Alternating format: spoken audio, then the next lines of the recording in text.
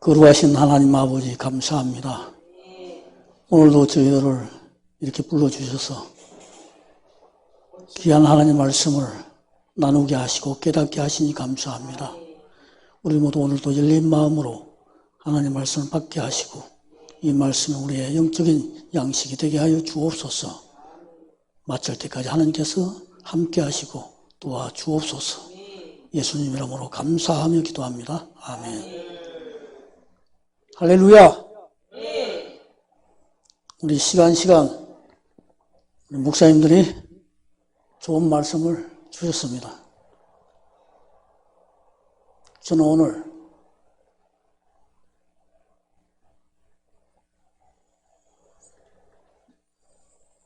가장 기본적인 것을 이 시간에 함께 나누고자 합니다. 왜냐? 우리 목사님들이 계속해서 좋은 말씀을 주시기 때문에 어떻게 하면은 성경의 원리를 잘 우리가 알 수 있을까? 그런 생각으로 오늘 본문 말씀을 선택했습니다. 이사야 14장 26절에서 27절 말씀 같이 한번 보겠습니다.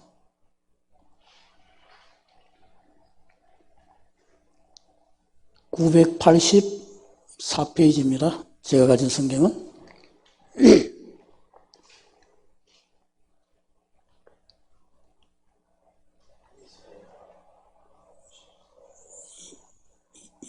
이사야 14장 26절에서 27절 같이 한번 읽겠습니다. 이것이 온 세계를 향하여 정한 경영이며 이것이 열방을 향하여 편손이라 하셨나니 만군의 여호와께서 경영하셨은즉 누가 능히 그것을 폐하며 그 손을 펴셨은즉 누가 능히 그것을 고르키라. 아멘. 오늘 제목도 하나님의 경영에 대해서 말씀을 나누려고 합니다. 여러분, 경영이라는 단어는 기업을 하는 사람, 사업을 하는 사람 이런 분들이 쓰는 용어잖아요. 오늘 본문에 하나님도 경영하셨다고 이렇게 말씀을 하고 있습니다. 이 말은 하나님 우주 만물을 창조하시고 만물을 창조하신 주인공이기 때문에 하나님 우주 만물을 창세기부터 계시록까지 시초부터 심말까지 하나님이 운행하신다는 거예요. 계획하셨다. 이 경영이라는 이 말은 사실은 계획이다 이 말입니다. 오늘 우리가 사업 계획서도 있고 교회에서도 운영 계획서를 만들잖아요. 하나님 이런 계획 속에서 움직이는 것이지 하나님 기분대로 마음대로 하는 것이 아니고 계획 속에서 움직인다. 이런 얘기입니다. 그래서 이 성경은 오늘 여러분들이 생각할 때 무엇이라고 생각합니까? 성경이 뭐라고 생각하냐면 전도사님 한번 말씀해 보세요. 하나님은 너무나 그 기본적인 이야기고 맞는 말인데 그건 이제 평신도들이 하는 말이고 사역자들은 어떻게 전문가들은 어떻게 해야 되겠어요? 이 성경이 우리에게 무엇을 전해주고자 하느냐? 이 성경은 하나님의 마음이 여기 나타나 있고 하나님의 뜻이 담겨져 있고 하나님의 이 계획이 이 속에 담겨 있다는 거예요. 그러니까 하나님의 경영 계획서라 제가 그렇게 말씀했잖아요. 하나님께서 이 성경은 하나님께서 온 세계를 향하여 정한 경영이다. 그렇게 말씀하고 있잖아요. 이 성경이 온 세계를 향하여 정한 하나님의 경영 계획서다 이 말입니다. 그러니까 어렵게 생각할 필요가 없어요. 물론 하나님의 말씀인 건 틀림없지.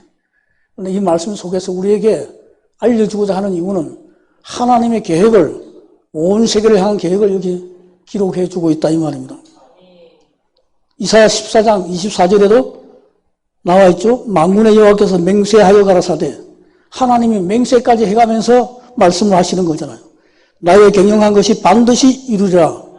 그렇죠? 맹세까지 해가면서 우리에게 알려주고 있다 이 말은 틀림없이 이대로 된다는 말 아니겠어요? 그런데도 우리가 하나님 말씀을 무시하고 경시할 때가 많잖아요. 하나님이 온 세계를 향하여 반드시 이룰 계획을 이 속에 말씀하고 있다 이 말입니다. 그러면 우리는 성경 한 구절 한 구절도 중요하지만은 성경 전체가 우리에게 주시는 원 목적이 무엇인가 이것을 우리가 알아야 한다. 그래야 바른 신앙생활을 할 수 있다 이 말입니다. 그러므로 이 성경은 전능하신 하나님의 언약의 말씀이고 만백성을 구원할 생명의 말씀이고 반드시 하나님께서 이루실 경영계획성임에 틀림없다. 제가 지어낸 말이 아니라 오늘 본문에서도 말씀하고 있고 24절에서도 그렇게 말씀하고 있잖아요. 이 세상 사람들, 기업가들이 쓰는 용어를 하나님이 왜 쓰셨겠어요? 이 우주 만물 모든 역사를 하나님이 주관하시고 운영해 가신다는 이런 뜻이에요. 우리가 신앙생활을 잘하기 위해서는 그리고 바른 신앙생활을 하기 위해서는 성경을 통하여 하나님이 원하시고 이루시고자 하는 일이 무엇인가 이것을 분명히 알아야 한다 이 말이에요. 그러면 하나님께서 온 세계를 향하여 정한 경영이 무엇이냐 이 말이에요. 이 성경 말씀을 기록한 목적을 보면은 알 수가 있습니다. 요한복음 23절 오직 이것을 기록하면 이 성경을 기록한 목적을 분명히 말씀하고 있잖아요. 여기서 아픈 사람 병 고치기 위해서 이 성경을 기록했다는 말이 아니고 이 땅에 믿음의 사람들이 이 땅에서 잘 되는 것은 이것만을 위해서 기록했다는 뜻이 아니라 이 성경 말씀을 기록한 목적을 분명히 말씀하고 있는데 오직 이것을 기록하면 이 하나밖에 없다는 거예요. 오직 유일한 방법이라는 거죠. 너희로 예수께서 하나님의 아들 그리스도이심을 믿게 하려 하며 또 너희로 믿고 그 이름을 힘입어 생명을 얻게 하려 하며 우리에게 생명 주시기 위해서 하나님의 백성들을 살리기 위해서 이와 같은 성경을 이렇게 기록해 주셨다. 그러므로 성경을 기록한 목적을 우리가 안다면은 하나님의 원하시는 일이 무엇인지 하나님 그토록 이루시고자 하는 일이 무엇인지를 우리가 가늠할 수 있다는 말입니다. 이 성경 속에는 하나님께서 온 인류를 구원하시기 위한 신비의 비밀이 있다고 말씀하고 있습니다. 에베소 3장 9절에 영원부터 만물을 창조하신 하나님 속에 감추었던 비밀의 경륜이 어떠한 것을 드러내게 하심이라. 하나님께서 영원부터 만물을 창조하신 하나님 속에 감춰졌던 비밀이 있는데 이 비밀을 이제 드러내게 하셨다는 겁니다. 그러니까 우리가 성경이 많은 비밀의 이야기가 나오는데 하나님은 하나님이 이 비밀을 다 이렇게 성경 속에 이제는 드러내고 알려주셨다 이 말입니다. 그러므로 임의로 다 알려준 것을 우리가 비밀이라고 생각할 것도 없죠. 어떤 성도들은 그러잖아요. 밤새도록 저 삼각산에 기도하고 산에 가서 산기도를 하고 자기가 신령한 은혜를 받았다고 그렇게 말씀하는데 그래서 하나님 말씀을 자기가 다 이렇게 열었다. 하나님이 애당초 열어주셨어요. 여기 비밀을 다 말씀했다는. 사도 바울이 이 영원부터 만물을 창조하신 하나님 속에 감췄던 이 신비의 비밀을 깊이 깨달아서 초대교회 성도들에게 편지를 써서 돌려가며 보라고 보냈잖아요. 그게 바로 바울 서신서입니다. 사도 바울은 하나님의 은혜로 이 진리의 말씀을 비밀의 말씀을 깨닫고 그 깨달은 말씀을 편지로 써서 초대교회에 다 이렇게 보냈어요. 그래서 평신도들이 이 말씀을 다 편지를 통해서 읽고 그것을 깨닫고 하나님의 뜻이 무엇인지 하나님이 원하시는 일이 무엇인지를 분명히 알고 신앙생활하라는 겁니다. 다시 말해 이 대전제의 말씀을 우리가 알지 못하면은 부분적으로는 우리가 말씀을 알지만은 진짜 하나님 뜻이 무엇인지를 우리가 놓칠 수가 있단 말입니다. 그래서 초대교회 성도들은 영적 수준이 대단히 높았던 것을 알 수 있습니다. 지금의 크리스천하고는 질적으로 너무 많이 달랐다는 거예요. 그렇다고 지금의 성도들이 다 신앙이 낮다는 뜻이 아니라 초대교회 성도는 이렇게 영적 수준이 깊고 높고 넓었다는 것을 알 수 있습니다. 왜냐하면 그 당시 평신도들이 사도 바울이 편지를 써서 이 돌려준 것을 읽어가면서 분명히 하나님이 원하시는 것이 무엇인지 하나님께서 이루시고 하는 것이 무엇인지를 분명히 이해했고 알았기 때문에 그들은 말씀을 온몸으로 살았다. 걸어다니는 성경으로 살았다 이 말입니다. 이제 우리도 걸어다니는 성경으로 살아야 돼요. 그래서 요즘 제가 성지서를 갔다 오니까 영성 간판이 영성원, 영성훈련은 막 이런 간판이 지나가다 보니 너무 많더라고요. 그런데 이렇게 영성 하면서 마치 자기가 영성의 대가인 것처럼 떠들고 다니는 사람들이 너무 많아. 그런데 영성은 그런 것이 영성이 아니다 이 말이에요. 방을 셀렉셀렉 한다고 그게 영성이 아니다 이 말이에요. 그런 것은 유사영성이다 이 말이에요. 영성 비슷한 것이다. 유사영성 아시죠? 영성 비슷한 것이지 진짜 영성은 아니라. 왜냐? 진정한 영성은 말씀 속에서 초대교회 성도들처럼 하나님의 비밀을 깨닫고 하나님이 원하시는 것을 깊이 깨달아서 하나님이 원하시는 자리까지 가는 거지. 하나님이 원하시는 자리까지 가는 것이 진정한 영성이다 이 말이에요. 하나님이 원하시는 그런 자리까지 가지도 않으면서 영성의 대가인 것처럼 말씀하면 안 된단 말이에요. 왜냐하면 베드로전서 2장 21절에 보니까 그리스도도 너희를 위하여 고난을 받아서 너희에게 본을 끼쳐 그 자체를 따라오게 하셨느니라. 예수님도 자기의 자체를 따라오라 했잖아요. 그리고 다시 말하면 이 성경 속에서 예수님이 가신 길을 우리가 따라가는 것이 진정한 제자고 영성의 길이다 이 말입니다. 예수님은 이리 가고 있는데 성도들 이쪽으로 가면서 예수님의 제자라고 말하면 제자가 아니죠. 예수님이 이렇게 하고 있는데 성도들이 저렇게 하고 있다면 예수님의 진정한 발자취를 따라가는 사람들이 아니잖아요. 아닌데 어떻게 영성가라고 말할 수 있느냐 이 말이에요. 아닌데 어떻게 제자라고 말하냐 이 말이에요. 정말로 주님의 제자라면 주님 가신 길을 따라가는 거예요. 주님께서 십자가상에서 못 박혀 돌아가셨잖아요. 우리 바울도 마찬가지고 하나님의 사도들은 전부 다 어떻게 했습니까? 다 이렇게 순교 자리다. 그러니까 진정한 순교 자리까지 가는 것이 진정한 영성인데 이 초대교회 성도들은 기꺼이 순교의 자리까지 갔다는 사실입니다. 그러므로 그들이야말로 참 영성가들이라 이렇게 말한다 이 말입니다. 참된 영성이 주님이 원하시는 영성이 어떤 것이며 무엇인지를 우리가 바로 알고 이제는 유사 영성에 해독되면 안 된다 이 말이에요. 이단들이 다 우리를 해독하고 있어. 그게 영성이라고 하면서.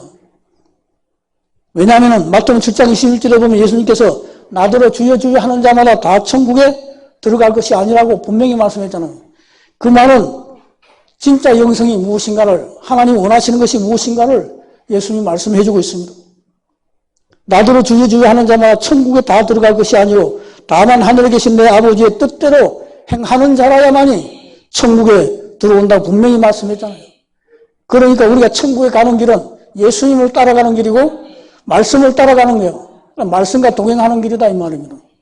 그래서 이 말씀이 날마다 우리 삶을, 일상을 지배하도록 해야 되겠다. 말씀은 이걸 원하는데 우리는 저쪽으로 가면 안 된다 이 말이야. 말씀은 이것을 원하는데 저런 일을 하면 안 된단 말이죠. 그렇지 않습니까? 그래서 사도 바울도 그렇게 말씀해서 빌립보서 4장 9절에서 너희는 내게 배우고 듣고 본 바를 행하라. 그리하면 평강의 하나님이 너희와 함께 하리라. 너희는 내게 배우고 듣고 본 바를 행하라는 거예요. 예수님이 그 당시 제자들은 예수님이 같이 살았기 때문에 3년 반 동안 같이 동고동락 했기 때문에 예수의 모습을 다 보고 받았잖아요. 그러니까 이론적으로 가르치는 것도 물론 중요하지만 위대한 스승인 예수님 옆에 같이 따라다니면서 같이 생활을 하면은 자동적으로 배울 수 있는 거예요. 그러므로 이와 같이 우리는 예수님께서 말씀하신 이 말씀을 통해서 우리는 이제 알 수 있어. 예수님이 이미 떠나가셨잖아요. 그럼 누굴 보고 우리가 따라가나요? 말씀 보고 따라가잖아요. 말씀을 제쳐놓고 따라갈 수가 없다는 겁니다. 빌립보서 2장 5절에서는 너희 안에 이 마음을 품으라. 그 그리스도 예수의 마음이 있잖아요.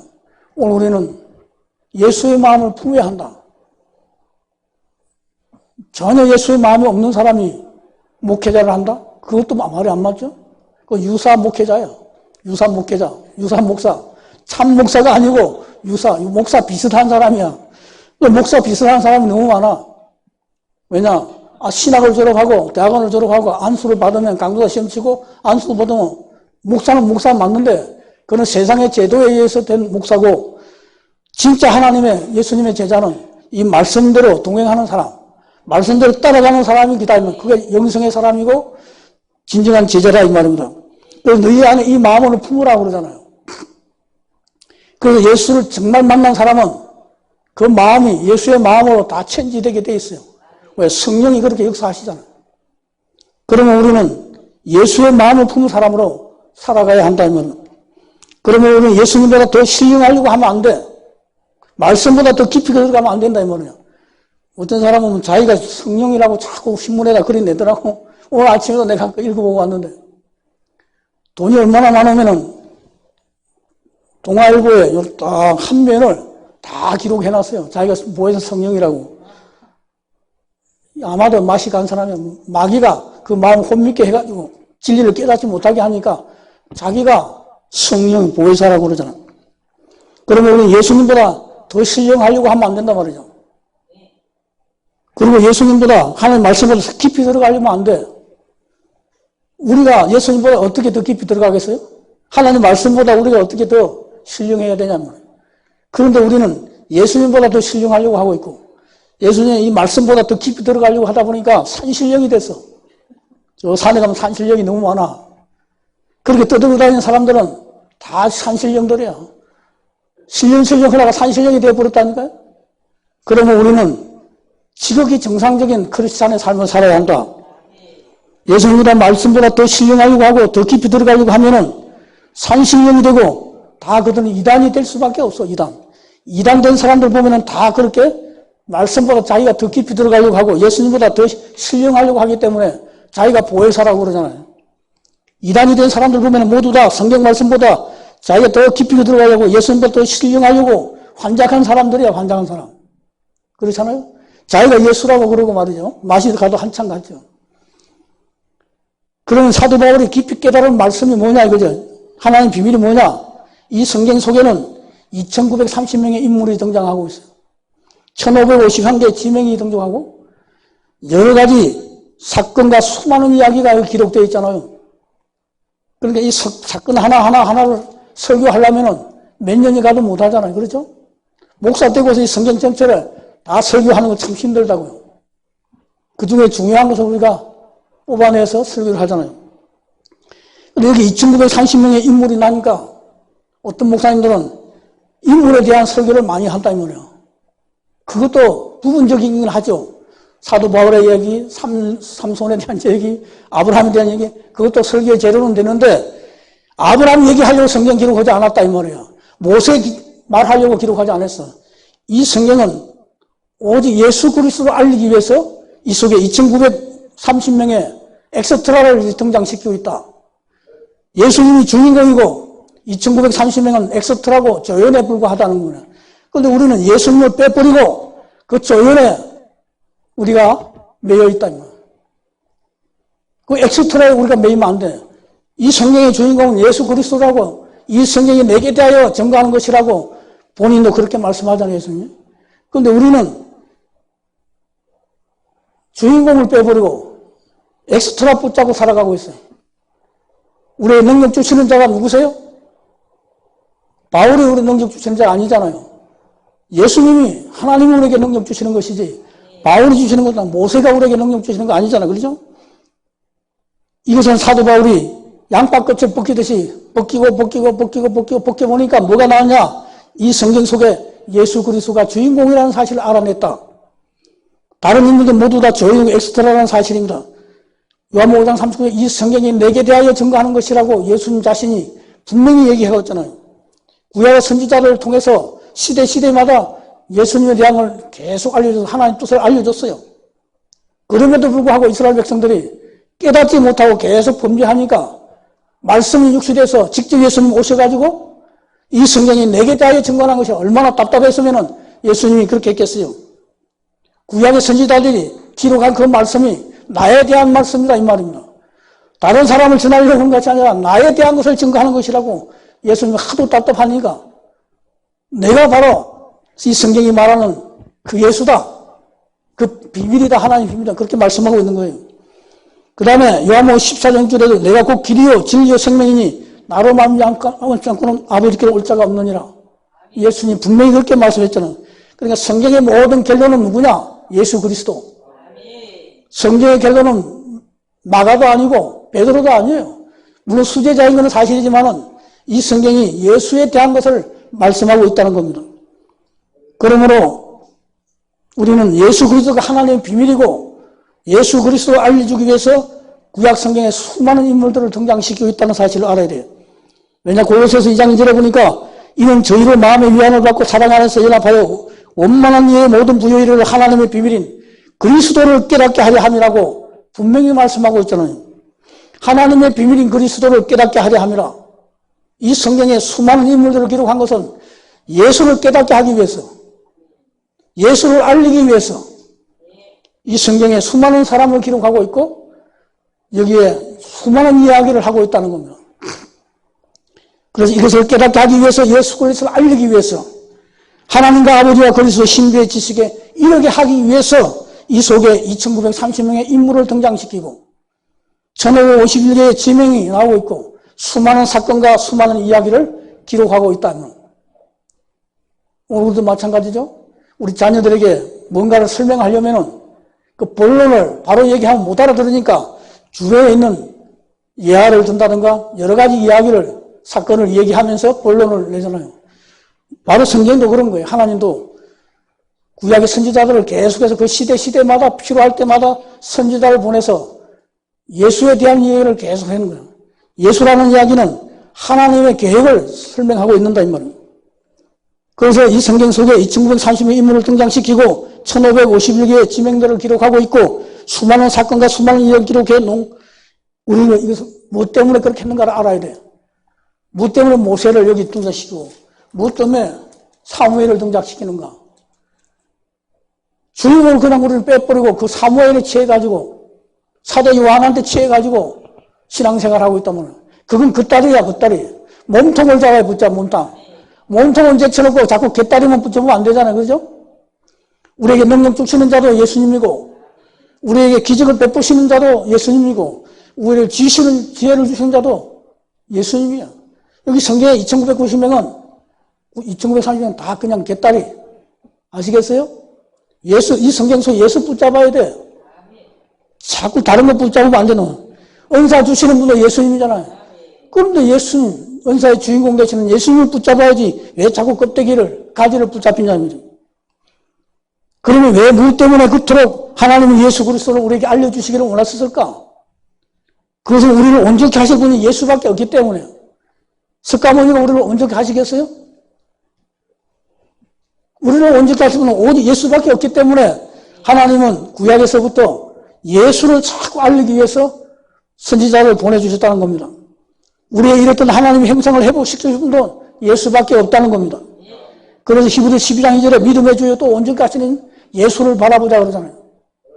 우리를 온전케 하실 분은 마태도 아니고 마가도 아니고 베드로도 아니요 바울도 아니고 오직 예수밖에 없다는 겁니다. 그래서 예수를 이렇게 성경 속에서 알려주고 있다는 사도행전 10주 다른 이로서는 구원을 얻었었나니 천하 인간의 구원을 얻을 만한 다른 이름을 우리에게 주신 일이 없음이라고 분명히 말씀하고 있잖아요.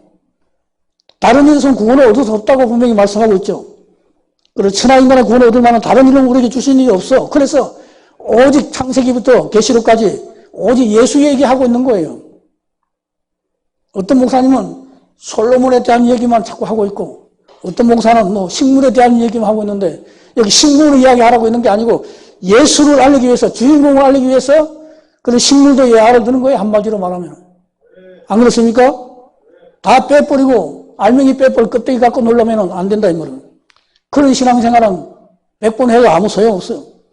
히브리서 11장 11절에 2절 보니까 옛적의 선지자들로 여러 누군가 여러 모양 우리 조상들에게 말씀하신 하나님이 이 모든 날 마지막에 아들로 우리에게 말씀하셨으니 그러잖아요. 옛적에 무슨 말입니까? 옛적에 구약시대에 그 말이에요. 구약시대에 선지자를 통해서 하나님이 여러 분과 여러 모양으로 말씀을 주셨어요. 시대마다. 그렇죠? 창세기, 출애굽, 레위기, 민수 쭉 오면서 하나님이 선지자를 보내주셨잖아요. 그래서 부분적으로 말씀을 하고 있고 여러 모양으로 말씀을 하셨어요. 그래도 알아듣지 못하니까 마지막에 예수님이 말씀 역시 직접 오셔서 내가 바로 그 예수다. 내가 그 비밀이다. 내가 그 진리다. 이런 말씀을 한 거죠. 하나님께서는 천지자를 그 시대마다 보내서 하나님 뜻과 하나님 계획을 그저 이렇게 알려주실 것만 그래도 깨닫지 못하니까 이스라엘 백성들에게 40년 동안 체험교실을 열어주시잖아요. 체험교실. 그래서 시청각 교육을 해주십니다. 40년 동안. 그럼에도 불구하고 이스라엘 백성들은 늘 허탄한 것, 세상적인 것을 쫓다가 강요해서 하나님의 징계로 다 죽어갈 수밖에 없었습니다. 고린도서 10장 5절 6절에 보니까 그러나 저희의 다수를 하나님 기뻐하지 아니하심으로 저희가 강요해서 멸망을 받았느니라 그렇게 증명을 해주고 있습니다. 그런 일은 거울이 되어 우리로 하여금 저희가 악을 절개한 것 같이 절개하는 자가 되지 않게 하려 하심이라.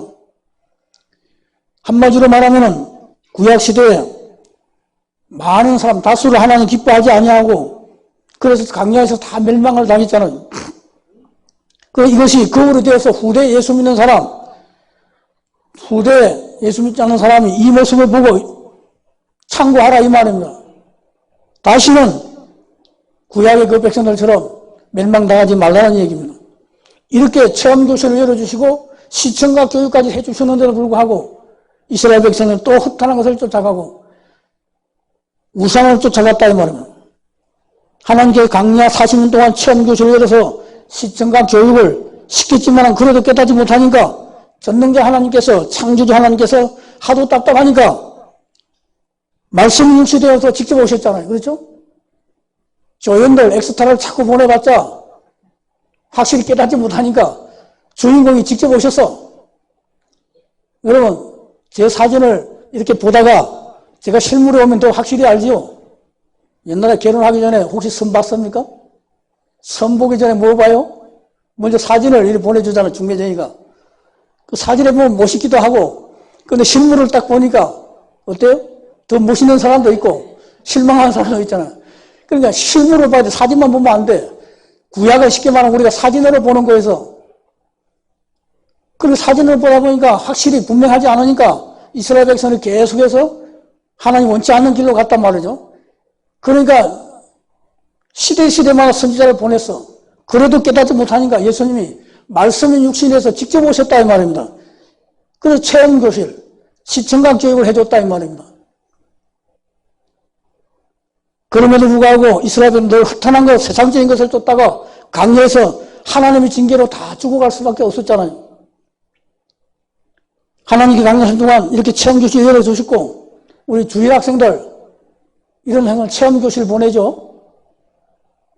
우리 아들도 초등학교 어릴 때 보니까 학교에서 시청각 교육이나 체험교실을 많이 요즘은 뭐 텔레비도 좋은 걸 하도 많이 하니까 옛날에는 미국에 대한 거 이 환등기를 선교사들 탁 찍어와서 우리한테 여러분 성경학교 되면 탁 보여줬거든. 그 미국이 참 멋있구나. 막 농사짓는데도 헬기로 막 가서 씨앗을 뿌리고 제 초등학교 때 그런 걸 많이 봤거든. 환등기를 통해 가지고. 요즘은 뭐 텔레비전 다 해주니까 다 잘 알잖아 뉴스는. 자, 요한복음 14장 주제는 내가 곧 길이요 진리 생명이니 나를 만나고는 아버지께 올 자가 없다. 직접 그렇게 말씀하고 요한복음 6장 35절 내가 곧 생명의 떡이니 내게 오는 자는 결코 줄이지 아니할 터요 나를 믿는 자는 영원히 목마르지 아니하리라. 예수님이 이제 직접 오셔서 말씀해 주면 좀 실감이 납니까? 실감 나죠? 시청각 교육을 해주잖아요. 직접 오셔서. 그런데 오늘날에는 많은 사람들이 자꾸만 딴 데서 엉뚱한 데서 인간의 문제를 해결하려고 하고 인간의 행복을 이루려고 한다 이 말입니다. 그렇죠? 하나님의 말씀 속에서 하나님 원하시는 뜻을 하나님 계획을 깨달아야 되는데 자꾸 우리는 딴 데서 허탄한 데서 자꾸 찾는다 이 말입니다.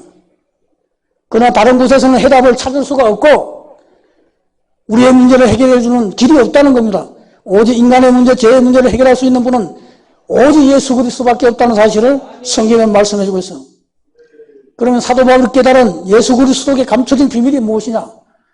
영원부터 하나님 속에 감춰진 비밀은 예수 그리스도고 예수 그리스도의 비밀은 뭐냐 이 말입니다. 에베소 3장 4절에 그 계시로 내게 비밀을 알게 하신 것은 내가 이미 기록한 것 같으니 바울이 하나님의 비밀을 알았고 예수 그리스도의 감춘 비밀을 바울이 알았다고 고백하고 있잖아요. 그 계시로 내게 비밀을 알게 하신 것은 내가 이미 기록한 것 같으니 바울이 하나님의 계시를 통해서 비밀을 깨달은 것을 지금 기록을 했다는 겁니다. 그래서 이것을 읽으면 그리스도의 비밀을 내가 깨달은 것을 너희가 알 수 있으리라. 이 성경을 통해서 바울이 하나님의 비밀을 깨달았구나. 주님의 비밀을 깨달았구나. 이것을 알 수 있어요.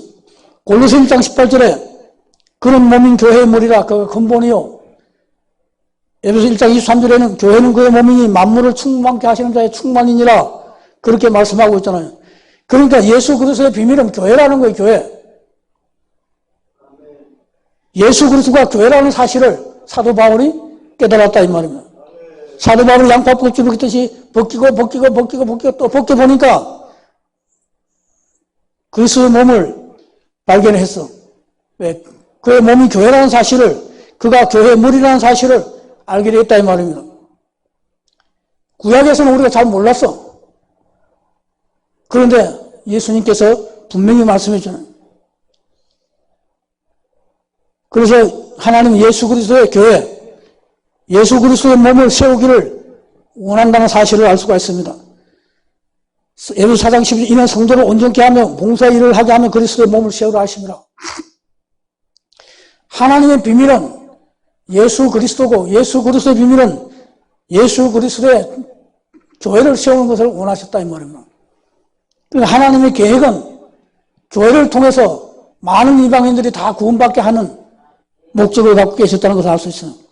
에베소 4장 11절에 그가 혹은 사도로 혹은 선지자로 혹은 복음 전하는 자로 혹은 목사와 교사로 주셨으니 이런 성도를 온전케 하며 봉사 일을 하게 하며 그리스도의 몸을 세우라 하심이라. 분명히 그리스도의 몸을 세우라 하신다는 걸 알 수 있잖아요. 교회는 그의 몸이라고 했으니까 예수님을 통해서 주님의 교회를 세우는 것을 원하셨다 이 말입니다. 그러면 어떻게 온전한 그리스도의 몸을 세울 수 있느냐 이 말이에요. 에베소 2장 21절에 보니까 그의 안에서 건물마다 서로 연결하여 주 안에서 성전이 되어가고 너희의 성령 안에서 하나님이 그같이 처소가 되기 위하여 예수 안에서 함께 지어져 가느니라. 오늘 우리는 함께를 잘 못해. 옛날에는 시골에는 감리교 이 동네에 있고 우리는 장로교에 있는데 감리교 장로교끼리 서로 원수처럼 지내서 왜냐 감리교는 이단이라고 그랬다고 우리 그 합동 쪽에 교회들이 시골 도시 교회들은 다 섞여 있으니까 잘 모르는데 그리고 이렇게 많이 깨어 있는데 시골 사람들은 자기가 들은 그게 다라고 생각해요. 그렇죠? 자기가 배운 그게 다니까 저 감리교는 이단이고 저 교회는 이단이고 그런 사람들하고 상대도 안 하려고 그래. 같은 동네에 살면서도 원수가 된단 말이에요. 그런데 오늘 성경에 보니까 바울은 함께라고 자꾸 말하잖아. 함께. 그런데 우리는 함께를 너무 잘 못하고 있어. 순복음교회도 함께 해야 되고 감리교도 함께 해야 되고 성결교도 함께 해야 되고 침례교도 함께 해야 되고 예수를 고백하는 모든 사람이라면은 예수의 제자라면 다 함께 해야 된다면 지체가 돼야 돼. 그렇잖아요. 그런데 우리는 우리 스스로 자꾸 벽을 너무 많이 쌓아왔다는 거죠. 에베소 4장 15절 이하 보니까 오직 사랑 안에서 참된 것을 하여 범사의 교회까지 자랄지라 그런 무리니 곧 그리스도라. 온몸이 각 마디를 통하여 도움을 받음으로 연결되고 결합되어 각 지체의 분량대로 역사하여 그 몸을 자라게 하여 사랑 안에서 스스로 세우느니라. 스스로 이렇게 유기적으로 연결되면은 연합하면은 다 자라게 돼 있어. 그렇죠? 나무 가지가 떨어져 나가면은 영양분을 공급받지 못하니까 그 가지는 말라 죽을 수밖에 없는데 나무 몸통에 연결되어 있어야 돼. 예수님 앞에 연결되어 있어야 된단 말이에요. 한 지체가 되어야 된다는 겁니다. 이 원리를 우리는 잘 몰라가지고 교단만 달라도 서로 이단처럼 원수처럼 생각했단 말이에요. 같이 교단 설교도 안 했잖아요. 옛날에 욱하는 목사님 살아계실 때에 여의도 순복음교회에서 설교했어. 그것만 해도 순복음교회는 이단이라 해가지고. 그 다음 조영규 목사가 욱하는 목사 사랑교회 가서 설교했단 말이에요. 교도를 했단 말이에요. 강릉교를. 그 전에만 해도 우리가 다 원수처럼 이단처럼 했단 말이죠. 그러면 우리는 하나 되는 것이 대단히 중요하다. 우리 전도사님과 저가 믿음 안에서 예수 안에서 하나 되어야 돼요. 하나. 원수 되면 안 된단 말이죠. 그러면 세례와 성장식은 뭐냐? 그의 살과 피를 마시는 것은 예수 그리스도와 하나 되기 위해서요. 한 몸과 한 지체로 세연하게 참여하기 위해서 우리가 성찬을 하는 거다 이 말이에요. 여러 가지 목적이 있지만은 바로 그런 얘기입니다. 이 일을 위해서 하나님은 독생자 예수 그리스도를 십자가에 내어주셨다 이 말입니다. 이것을 우리 확실해야 돼요. 하나 되게 하기 위해서 한 지체를 만들기 위해서 예수님 십자가에서 피 흘려 돌아가셨잖아요. 우리의 살과 피를 주셨다 이 말입니다. 그럼 무엇 때문에 하나님께서는 그토록 그리스도의 몸을 세우려 하실까? 왜 예수님은 이렇게 몸을 세우고 하는 이 말입니다. 에베소 3장 9절에 이런 이방인들이 복음으로 말미암아 그리스도 예수 안에서 함께 후사가 되고 함께 지체가 되고 함께 약속에 참여하는 자가 됩니다. 여기 자꾸 함께 하잖아요. 예수님은, 우리 하나님은 독생자 예수 그리스도까지 십자가에 죽여가면서까지 우리가 한 지체 되는 것, 하나 되는 것을 원하시는데 우리는 자꾸 함께 하는 걸 싫어했다. 이걸 너무 못해. 그러니까 그리스도 예수 안에서 공동 상속자가 되게 하는 것이다 이 말이에요. 우리는 너무 이기적이라 예수 믿으면서도 나만 복 받으려고 그러고 나만 하나님의 인정받으려고 하는데 그게 아니라 하나님 모든 백성이 함께 손에 손을 맞잡고 우리 천국에 올라가야 되고 하나님을 찬양해야 된다 이 말이에요. 누구만 특별히 우등상 주는 사람 없어. 다 함께 해야 돼, 함께. 그죠? 여기 함께 지체가 되고 함께 후사가 되고 함께 약속에 참여하는 됩니다. 공동상속자가 되어야 한다면 옛날에는 장자한테 돈을, 재산을 많이 물려줬죠. 부모들이 돌아가시면. 작은 아들은 그 다음 좀 주고 딸들은 주지도 않았어. 근데 요즘은 법이 바뀌어가지고 어떻게 해요? 공동상속자가 되는 거예요. 어머니도 아들, 장자도 딸도, 시집간 딸도 재산을 상속받는단 말이죠. 바로 그와 마찬가지로 우리 하나님은 예수를 통해서 우리 모두가 공동상속자가 되게 하는 것을 원하신다. 아시겠습니까? 공동상속자가 되게 해서. 그럼 목사님만 상속을 하면은 데모해야 돼요. 그렇죠? 왜 목사님만 받냐고. 우리 모두가 성도들도 다 똑같이 공동상속자가 되어야 된다. 그러면 교회 사명은 함께 하는 것이다. 한번 따라서 함께 하는 것이다. 즉 예수 안에서 우리가 하나 되는 것, 한 지체가 되는 것이 하나님의 목적이다 이 말입니다. 하나님께서는 그래서 에스겔 18장 23절에 보니까 내가 어찌하여 악인을 죽는 것을 조금이라도 기뻐하랴. 하나님은 악인이라 할지라도 하나님의 백성 되는 것을 너무너무 좋아했던, 그죠? 하나님 형상대로 창조된 모든 사람이 손에 손을 맞추고 모두 다 천국에 입성하는 것을 지금도 간절히 원하고 있다. 하나님은 지금도 원하고 계시고 앞으로도 원하고 계시고 우리 주님은 그래서 천국에서 우리를 위해서 기도하고 있다잖아요. 그죠? 그래서 그가 돌이켜 그 길에서 떠나서 사는 것을 어찌 기뻐하지 아니하겠느냐. 분명히 그렇게 말씀하고 있잖아요. 하나님은 이렇게 한 사람이라도 나고됨이 없이 다 천국 오기를, 천국 백성 되기를 너무너무 원하시는 거예요. 그러므로 이방인들이 함께 후사가 되는 것, 함께 약속에 참여하는 자가 되는 것을, 공동상속자가 되는 것을 하나님은 너무너무 기뻐하시고 원하신다는 것을 우리가 알아야 돼요. 하나님은 이 일을 위해서 교회를 세우게 하시고 저와 여러분을 목회자로 불러주시고 하나님의 사람으로 성도로 불러주셨다 이 말입니다. 그래서 하나님의 최종적인 목적은 에베소 2장 5절 7절에 나와 있어요. 허물로 죽은 우리를 그리스도와 함께 살리셨고 너희가 은혜로 구원을 얻은 것이라 또 함께 일으키사 그리스도 예수 안에서 함께 하늘에 앉으시니 여기서 재수가 함께라고 말하잖아요. 그런데 우리는 저쪽은 1단이고 저쪽은 또 3단이고 예수를 주로 고백하는 사람은 2단이 아니라 다 하나님의 백성이고 한 형제고 자매라는 사실을 알아야 됩니다. 이방인들이 함께 하는 것, 연합하는 것, 한 몸 되는 것을 너무너무 하나님이 기뻐하시고 이랬던 하나님의 형상을 회복하여 하늘 보좌에 우리 주님과 함께 영원히 살게 하기 위해서 하나님은 예수를 보내주셨고 예수를 통해서 교회를 세우게 하셨고 교회 목사와 교사로 여러분들을 세우셔서 많은 이방인들이 예수 믿고 구원받고 천국에 오기를 기다리고 있다 이 말입니다. 이 위대한 일을 하기 위해서 어떤 사람은 사도, 어떤 사람은 선지자로, 어떤 사람은 복음 전하는 자로, 어떤 사람은 목사와 교사로 불러주셨다고 분명히 말씀하고 있잖아요. 이 하나님의 위대한 계획, 하나님의 계획을 이루기 위해서 그렇다면 우리가 제가 시간이 작기 때문에 대략적으로 하나님의 계획을, 하나님의 계획을 말씀드렸고 그 계획이 최종적인 목적, 궁극적인 목적은 우리가 다 함께 천국 백성 되게 해서 예수 그리스도와 영원히 함께 하기 위해서 하늘 보좌에 앉게 하기 위해서라고 말씀하고 있잖아요. 그렇다면 우리가 한 사람이라도 더 구원 얻도록 해야 되지 않냐. 왜? 아버지의 뜻이니까. 그렇죠? 내가 어찌 악인에 죽는 것을 조금이라도 기뻐하랴. 내가 돌이켜 그 길에 떠나서 사는 것을 어찌 기뻐하지 아니하겠느냐고 하나님이 그렇게 말씀하고 있잖아요. 그러면 하나님의 계획이 무엇인가를 이제는 분명히 알았기 때문에 우리가 어떻게 살아야 되는가. 다시 말하면 여러분을 목사로 불러주신 이유가 뭐냐? 전도사로 불러주신 이유가 뭐고 장로로 불러주신 이유가 뭐냐? 권사로 집사로 세워주신 이유가 뭐냐 이 말이야. 교사로 불러주신 이유가 뭐냐? 이 일, 하나님 위대한 일을 하기 위해서 이 일을 하라고 여러분을 먼저 불러주셔서 아직도 하나님을 알지 못하는 저 이방 사람들을 하나님의 사람으로 주님의 제자로 성도로 만들어서 주님과 영원히 천국에서 함께 하자고 하는 것, 이 일을 위해서 저와 여러분을 불러주시고 직분을 주셨다는 겁니다. 그렇다면 직분 이유를 분명히 알아야 되잖아요. 그렇죠? 그러므로 우리는 성경이 기록된 목적 분명히 알아야 돼요. 성경을 기록한 목적을 다 도외시하고 우리 마음대로 성경을 해석하고 마음대로 적용하면 안 된다 이 말입니다. 고린도서 4장 4절에 보니까 그중에 이 세상 신이 믿지 아니하는 자들의 마음을 혼미케 하여 그리스도의 영광의 복음의 강처 비치지 못하게 하려 함이 했잖아요. 지금도 마귀 사탄은 이단들은 우리가 진리에 서지 못하도록 하나님의 진짜 원하시는 계획을 알지 못하도록 우리를 혼미케 해서 깨닫지 못하게 하고 있다는 방해한단 말이죠. 그러면 우리는 마귀가 우리를 분열시키려고 하면은 이게 마귀 짓이구나 알아야 돼요. 그렇죠? 하나님은 함께 하라고 그랬지. 한 지체에 되라고 하나 되라고 그랬지.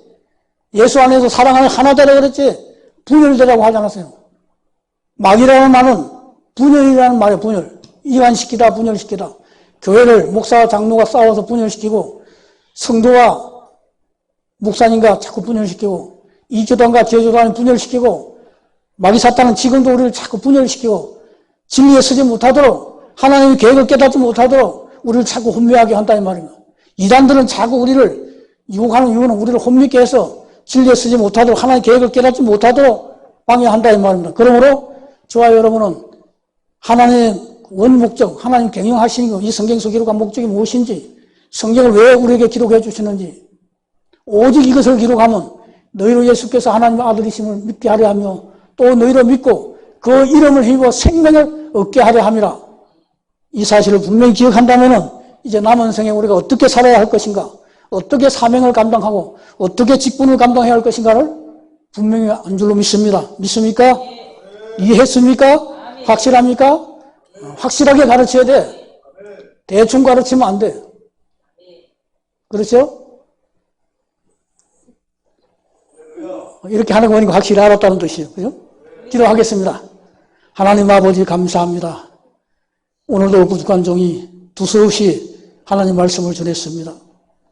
오늘 우리는 하나님께서 이 성경을 왜 우리에게 주시는지, 왜 기록해 주시는지를 분명히 깨달아서 이제는 알았사오니 하나님의 원대한 계획을, 이 위대한 계획을 분명히 알았기에 남은 생에 주를 위해 아름답게 헌신하는 귀한 도구들이 다 되게 하여 주옵소서. 예수님 이름으로 감사하며 기도하옵나이다. 아멘.